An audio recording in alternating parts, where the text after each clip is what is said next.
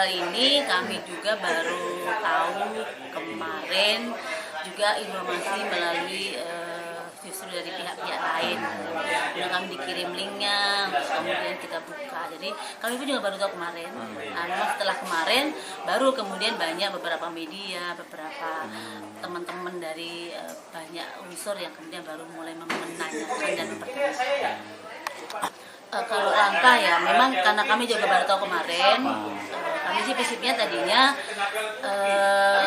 korbannya juga saya lihat di berita korbannya tidak tahu identitasnya, belum tahu identitasnya, apalagi pelakunya. Pastinya pengaduan ke kami juga tidak ada.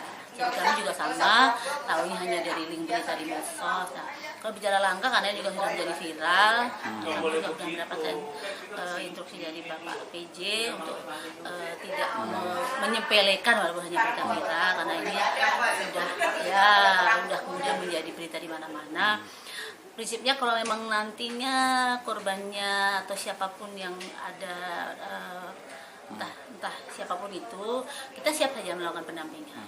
Kalau kaitannya misalnya memang ada hal normatif yang tidak tersampaikan kepada pekerja, kami siap melakukan pendampingan pemenuhan terhadap hak normatifnya, bisa melalui proses penyelesaian di kami, di mediasi, atau mungkin nanti kita akan koordinasi dengan ketenagakerjaan untuk penegakan hukum ketenagakerjaannya, kaitan normatif ketenagakerjaan. Kalau nanti memang ada pidana atau ada hal yang kaitan dengan penegakan hukum yang lain, kami juga siap untuk mendampingi, misalnya si korbannya akan melakukan pengaduan kepada pihak yang berwajib kepolisian. Bu, artinya sejauh ini belum ada yang melakukan pengaduan ke sini, Bu ya? Belum ada, tidak ada pengaduan kepada kami. Apalagi yang kaitan dengan kasus lain tidak ada. Bu, tadi kan Ibu bilang akan ada pendampingan, Bu. Pendampingan yang seperti apa sih, Bu? Ya, ini pendampingan yang mungkin konteksnya lebih kepada pendampingan mungkin tidak formal ya. Artinya kalau memang nanti ada korbannya sudah identitasnya jelas, diketahui dan memang kami diperlukan dan mungkin memang menjadi bentuk namanya ini pekerja ya, berarti otomatis menjadi ranah dari Dinas Ketenagakerjaan. Kami siap untuk tadi pendampingan di sini bicara hak normatif, apa yang menjadi hak dia akan mungkin kami selesaikan.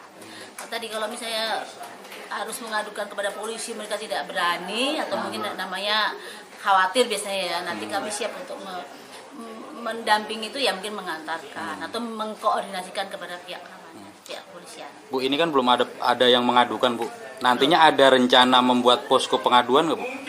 Kalau posko pengaduan yang kaitan dengan kasus ini mungkin belum. Nanti mungkin kalau ada dan diperlukan tidak masalah. Tapi sebagai langkah awal hari ini kami sudah berkoordinasi dengan pihak-pihak yang terkait dari kepolisian. Kami sudah koordinasi. Kemudian kita juga berkoordinasi dengan Dinas Pemberdayaan Perempuan kaitan dengan perlindungan terhadap kerja perempuan dari tindak kekerasan, karena memang tindak kekerasan ini nggak hanya di tempat kerja, mungkin di tempat yang lain. Kami sudah koordinasi dan mungkin nanti kita jadwalkan untuk kalau sampai hari ini koordinasinya sifatnya masih informal, kita baru mungkin bertemu secara informal, kita akan agendakan untuk koordinasi sifatnya formal, kita rapat bersama supaya nanti penyelesaian ini nggak parsial, penyelesaian ini bisa terintegrasi, siapa melakukan apa, seperti apa dan bagaimana, supaya nanti penyelesaiannya nggak hanya ini saja, tapi juga kalau bisa ke depan kita punya program yang jangan sampai hal seperti ini terulang. Bu, terakhir Bu, ada nggak Bu undang-undang yang menjurus ke perlindungan pekerja perempuan, Bu, di Dinas Tenaga Kerja ini, Bu? Undang-Undang 13 tahun 2003 memang mengatur mengenai ada pasal mengenai keselamatan dan kesehatan kerja. Itu memang mengamanatkan perlindungan terhadap keselamatan kerja. Keselamatan itu juga di dalamnya adalah memang keselamatan badan dan juga perlindungan kepada harkat dan martabat. Nah, pasal mengenai perempuan juga ada, memang di situ diamanatkan perlindungan terhadap harkat dan martabat perempuan. Tapi memang di Undang-Undang Ketenagakerjaan Undang 13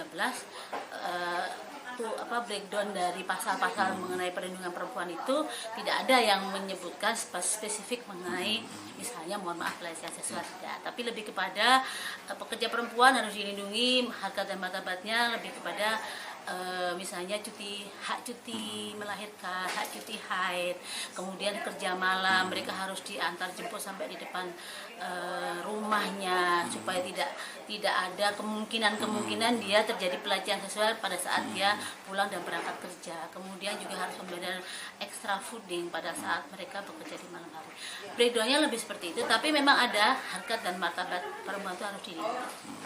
Bu, terakhir Bu ya, pantauan dari dinas sendiri Bu, itu udah diimplementasikan sama perusahaan nggak Bu? Yang terkait itu? Kalau untuk yang tadi saya sebutkan itu bisa dibilang hampir sudah dilaksanakan oleh perusahaan. Jadi artinya kalau dia malam hari bekerja pasti jemputannya biasanya bis diganti mobil kecil-kecil, itu salah satu implementasi. Kemudian hak cuti melahirkan, hak cuti haid itu hampir semuanya sudah dilaksanakan oleh perusahaan. Ya bisa jadi ada 1-2 tapi itu hanya kasus per kasus. Oke.